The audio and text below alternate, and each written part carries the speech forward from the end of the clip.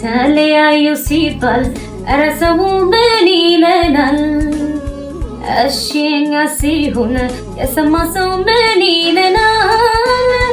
እባክህ አትሂድ አብሮ መኖር ይሻለናል። ግድ የለም አትሂድ አብሮ መኖር ይሻለናል።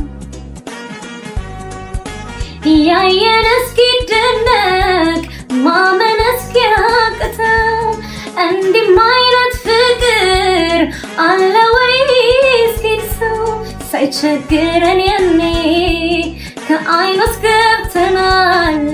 ጥሏት ሄደ ቢባል አሁን ሰው ምን ይላል? እመኚኝ ስትለኝ ጎዳናው ሰምቶሃል። እንደኔ በደስታ ሳልጠጠሉ አይቶሃል።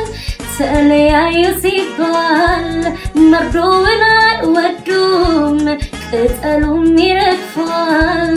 ተው ያዝናሉ ሁሉም ፍቅራችንን ተመልክቶ ካይወጣችሁ ያን ያለን የሰማ ቀን ይተክዛል።